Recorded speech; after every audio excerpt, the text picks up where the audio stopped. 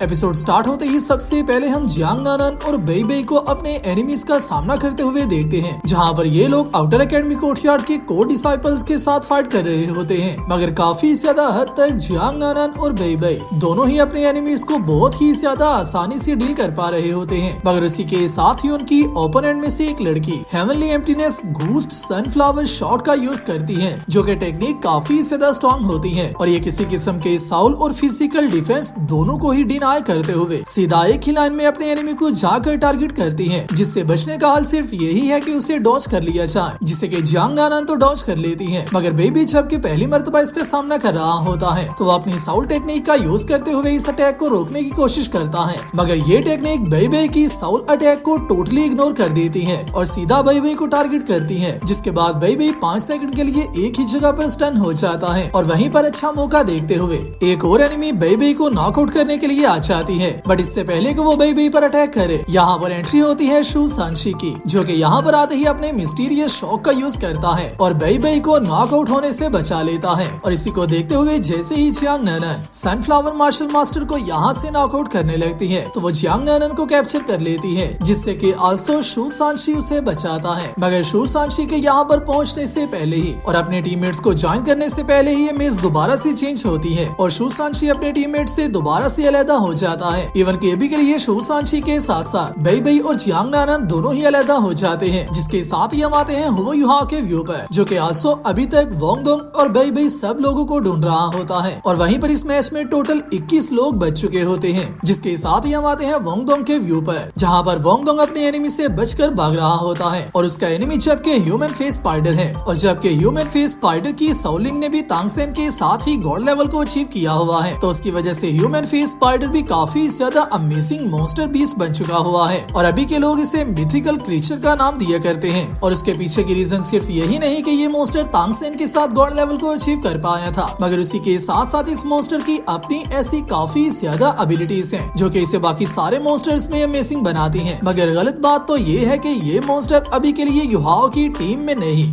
बल्कि उसकी opponent team में आता है, जिसकी वजह से इसको सप्रेस किया गया है। मगर फिर भी ये Saul master human face spider की एबिलिटीज का यूज करते हुए वोंगडोंग को काफी ज्यादा हार्ड टाइम दे रहा था। बट जैसे ही ये वोंगडोंग पर बिना कुछ सोचे समझे क्लोज डिस्टेंस में अटैक करने लगता है तो उसी के साथ ही वोंगडोंग अपनी बटरफ्लाई गॉडेस स्लैशेस का यूज करता है और उसी साउल बॉल को क्रिएट कर लेता है, जिसमें से के 108 रैंडम स्लैशेस निकलते हैं और हर स्लैश पहले वाले से ज्यादा स्ट्रॉन्ग होती है, जिसकी वजह से ये भी यहीं पर डिफीट हो जाता है। और इसी के डिफीट होते ही वोंगडोंग और युहाओ दोनों ही एक दूसरे को मिल लेते हैं और इसी के साथ ही दाइहुआ भी ने एक और साउल मास्टर को यहाँ से नॉकआउट कर देता है, जिसके बाद बचते हैं टोटल 19 लोग। जिसके साथ ही हम देखते हैं बेई बेई को, जो कि अकेला जैसे ही सेंटर की तरफ बढ़ रहा था तो उसी के साथ ही काफी ज्यादा एनिमीज एक साथ ही बेई बेई को सराउंड कर लेते हैं, जहाँ पर बेई बेई इन सब के सामने फंस जाता है और यहीं पर इन सब को दाइहुआ भी लीड कर रहा होता है, जो कि मौका देखते ही बेई बेई को इस मैच से बाहर निकालने का कहता है और ये सब लोग एक साथ मिलकर बेई बेई पर अटैक करने लगते हैं। मगर इससे पहले कि ये लोग बेई बेई पर अटैक करें, यहाँ पर शू सांशी की एंट्री हो जाती है, जो कि यहाँ पर आते ही इन सब से कहता है बेई बेई मेरा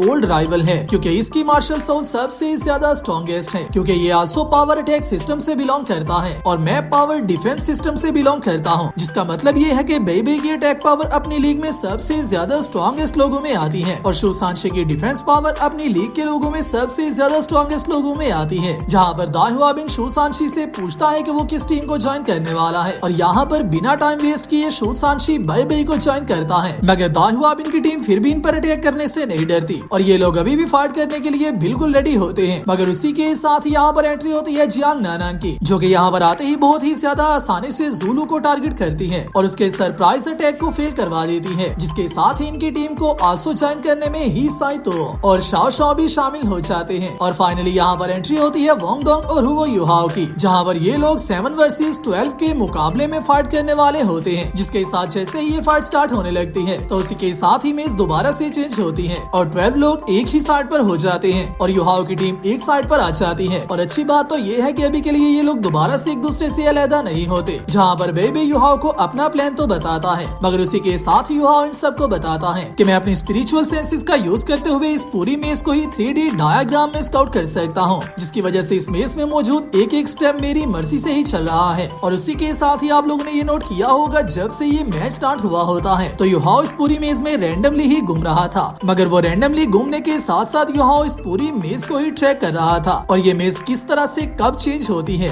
इसकी कौन सी वॉल्स कब के वक्त मूव करती हैं। युहाओ ने इस सब को अपने माइंड में कैलकुलेट कर लिया होता है, जिसकी वजह से युहाओ इन सबको अपना प्लान बताता है और उसी के साथ जैसे ही दोबारा से मेज चेंज होती है और 7 वर्सेस 12 शेक स्टूडेंट्स एक दूसरे के सामने आते हैं, तो यहाँ पर आते ही चारों के सीनियर डिफरेंट साइड पर जाना स्टार्ट हो जाते हैं, जिनका पीछा करते हुए बाकी लोग भी उनके पीछे जाने लगते हैं। मगर वहीं पर युहाओ, शाओ शाओ और वोंगडोंग एक साथ बचते हैं, जो कि तीनों के हैं तो जूनियर, मगर ये सब भी इनके प्लान में शामिल होता है और ये लोग दाई हुआबिन की टीम के सामने मौजूद होते हैं, जहाँ पर दाई हुआबिन भी बिना कुछ सोचे समझे युहाओ की टीम पर अटैक करना स्टार्ट कर देता है। और वहीं पर हम लोग देखते हैं जैसे जैसे ये फाइट आगे बढ़ रही होती है तो युहाओ अभी भी इस पूरी मेज को ही ट्रैक कर रहा होता है और अपनी स्पिरिचुअल सेंसेस का यूज करते हुए इसे पूरे 3D डायग्राम में देख रहा होता है और अपनी कैलकुलेशंस करता जा रहा होता है। जहाँ पर इस मैच को देखने वाले मास्टर्स का व्यू तो कुछ और होता है और उन लोगों को ये लग रहा होता है कि युहाओ को अभी के लिए इस तरह के टैक्टिक यूज नहीं करना चाहिए, मगर वहीं पर कुछ लोग युहाओ का साथ भी दे रहे होते हैं, जहाँ पर मास्टर ज़ुओ और आल्सो डीन यान भी अभी के लिए युहाओ की साइड ले रहे होते हैं। जिसके साथ जैसे ही दाई हुआबिन और युहाओ की टीम में फाइट स्टार्ट होती है तो वहीं पर शाओ शाओ ने अपने क्वाड्रम का यूज करते हुए प्रोटेक्ट कर रही होती है और उसी के साथ साथ युहाओ अपने चारों के सीनियर्स के साथ अपने स्पिरिचुअल सेंसेस को शेयर कर रहा होता है और उन सबको मेज की कैलकुलेशंस के बारे में बताता जा रहा होता है। और यहाँ पर दाई हुआबिन कुछ ही देर जैसे ही युहाओ की टीम के साथ फाइट करता है तो उसे ये समझ आ जाती है कि युहाओ अपने माइंड में कोई ना कोई प्लान लेकर चल रहा है, जहाँ पर युहाओ ने चारों के सीनियर टीममेट्स को यहाँ से भगा दिया है और यहाँ पर हमारा टाइम वेस्ट कर रहा है, ताकि जैसे ही हम सब की सोल पावर डिक्रीज हो जाए तो ये लोग हम सब को एक साथ मिलकर डील कर सके। जिसकी वजह से दाई हुआबिन यहाँ पर युहाओ की टीम को छोड़कर बाकी के चारों सीनियर्स के पीछे जाता है और इन सब का प्लान अभी के लिए युहाओ के चारों सीनियर्स को एक साथ मिलकर डिफीट करने का होता है। मगर जैसे ही ये लोग ही साइतुओ, बेई बेई, शू सांशी और जियांग नानन के पीछे जाने लगते हैं तो युहाओ भी अपने चारों सीनियर्स को अपने प्लान के बारे में गाइड करने लगता है और ये चारों के सीनियर्स ही एक साथ मिलकर इनके एनिमीज को युहाओ के बताए हुए पॉइंट पर लेकर जाना स्टार्ट हो जाते हैं। और जैसे जैसे ये प्लान आगे बढ़ता जा रहा होता है और ये लोग अपनी फाइनल डेस्टिनेशन पर पहुंच जाते हैं तो तब तक युहाओ ने यहाँ पर मौजूद मेज की वॉल्स को कैलकुलेट कर लिया होता है और उनकी टाइमिंग्स को कम्प्लीटली समझ लिया होता है और ये सब लोग युहाओ का प्लान फॉलो करते हुए एक ऐसे पॉइंट पर आ चुके होते हैं जहाँ पर युहाओ इन्हें लेकर आना चाहता था। जिसके साथ जैसे ही ये लोग अपने एनिमीज पर रूथलेसली अटैक करने के लिए आगे बढ़ते हैं तो उसी के साथ ही मेज की वॉल्स दोबारा से चेंज होती हैं, जहाँ पर युहाओ के चारों सीनियर्स तो साइड हो जाते हैं मगर बाकी के 12 मेंबर्स आमने सामने एक ही लाइन में आ जाते हैं और उसी के साथ ही युहाओ और वोंगडोंग को अपनी कंबाइंड सोल फ्यूजन टेक्निक की स्ट्रॉन्गेस्ट टेक्निक गोल्डन रोड का यूज करने का मौका मिलता है। जिसके साथ जैसे ये लोग अपनी soul fusion technique golden road का यूज करते हैं तो ये टेक्निक आल्सो इतनी ज्यादा स्ट्रॉन्ग है